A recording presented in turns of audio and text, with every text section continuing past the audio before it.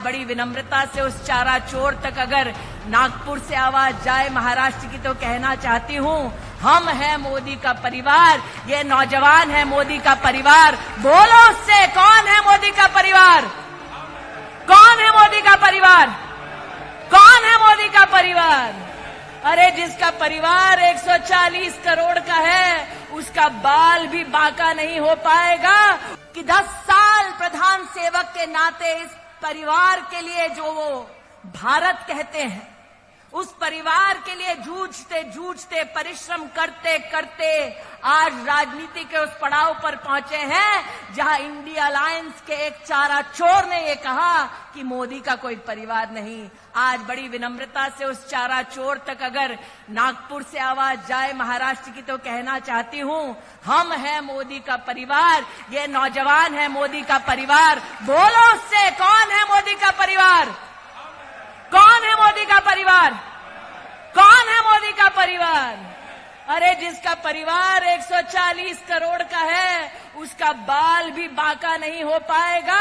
उस व्यक्ति ने संकल्प लिया है कि ये कर्तव्य काल है, 2047 तक भारत को पूर्ण रूप से विकसित बनाना है। इसलिए हर युवा को बाहर आना है कि 10 साल प्रधान सेवक के नाते इस परिवार के लिए जो वो भारत कहते हैं, उस परिवार के लिए जूझते जूझते परिश्रम करते करते आज राजनीति के उस पड़ाव पर पहुंचे हैं जहां इंडिया अलायंस के एक चारा चोर ने ये कहा कि मोदी का कोई परिवार नहीं। आज बड़ी विनम्रता से उस चारा चोर तक अगर नागपुर से आवाज जाए महाराष्ट्र की तो कहना चाहती हूँ, हम हैं मोदी का परिवार, ये नौजवान है मोदी का परिवार। बोलो उससे, कौन है मोदी का परिवार?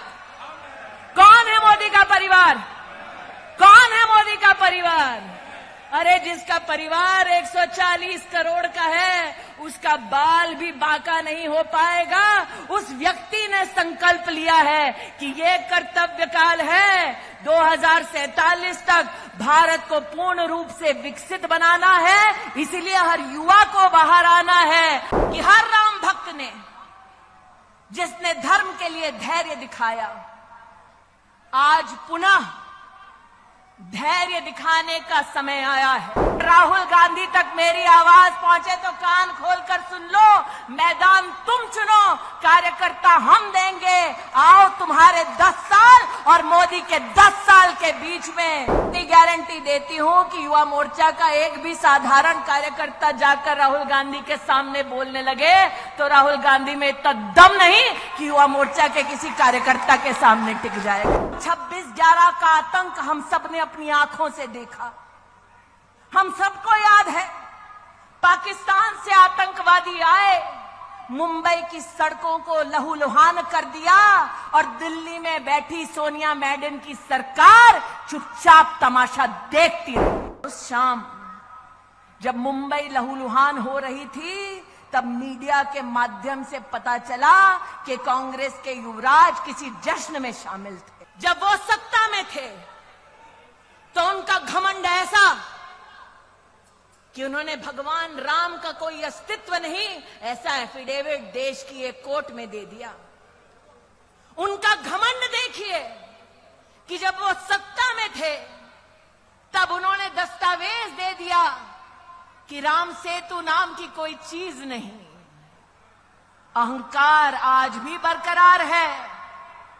जब रामलला का भव्य मंदिर निर्मित हो रहा था, जब प्राण प्रतिष्ठा समारोह के लिए उनको भी आमंत्रित किया गया, अहंकार देखिए, उन्होंने आमंत्रण को ठुकरा दिया। देवेंद्र भाई, रस्सी जल गई, बल नहीं गया। इसलिए आज आप सबसे कहती हूं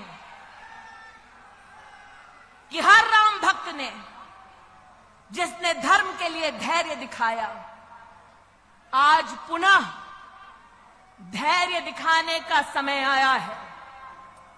हमको उकसाया जाएगा, कुछ लोगों को एआई के माध्यम से, डीपफेक के माध्यम से बरगलाया जाएगा, लेकिन आज हम डंके की चोट पर कह सकते सकते हैं। और अगर राहुल गांधी तक मेरी आवाज पहुंचे तो कान खोलकर सुन लो, मैदान तुम चुनो, कार्यकर्ता हम देंगे। आओ, तुम्हारे 10 साल और मोदी के 10 साल के बीच में क्या फर्क है, इस पे चर्चा हो जाए।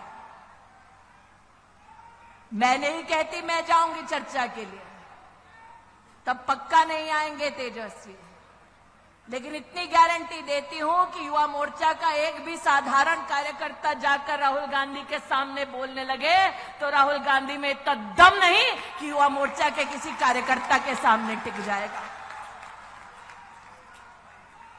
और अगर युवा मोर्चा के किसी कार्यकर्ता को यह मौका मिले कि जो अन्याय करने के बाद न्याय यात्रा निकालने का ढोंग कर रहे हैं, उनसे अगर बात करने का मौका मिले, तब एक प्रश्न अपनी दीदी की ओर से जरूर पूछना कि प्रभु राम के अस्तित्व को नकारा, भारत की सेना के शौर्य को धिक्कार कर राहुल गांधी और उसके नेताओं ने देश की संसद में भारत की सेना से प्रमाण मांगा उनके पराक्रम का। मैं उस महाराष्ट्र में काम कर चुकी हूं जहां पर 26/11 का आतंक हम सब ने अपनी आंखों से देखा। हम सबको याद है, पाकिस्तान से आतंकवादी आए, मुंबई की सड़कों को लहूलुहान कर दिया और दिल्ली में बैठी सोनिया मैडम की सरकार चुपचाप तमाशा देखती रही। हम सब महाराष्ट्र में इस बात के साक्षी हैं। नितिन जी को याद होगा, गृह मंत्री को उस वक्त कांग्रेस की सरकार में कपड़े बदलने से और प्रेस कॉन्फ्रेंस करने से फुर्सत नहीं मिल रही थी और यहां पर जनता त्राहिमाम कर रही थी कि किसी को तो भेजो ताकि हमारी रक्षा हो सके। और उस शाम जब मुंबई लहूलुहान हो रही थी, तब मीडिया के माध्यम से पता चला कि कांग्रेस के युवराज किसी जश्न में शामिल थे।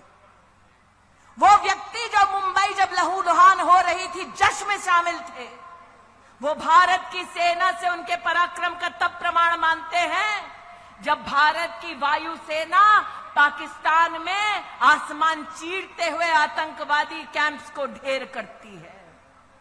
आज चाहती हूं उनसे पूछा जाए कि क्या यह संभव था जब कांग्रेस की सत्ता थी कि विंग कमांडर अभिनंदन को भारत की सरहद पर पाकिस्तान हाथ जोड़ते हुए वापस छोड़कर जाए। और ये 56 इंच की छाती वाला है जिसने 56 घंटे में विंग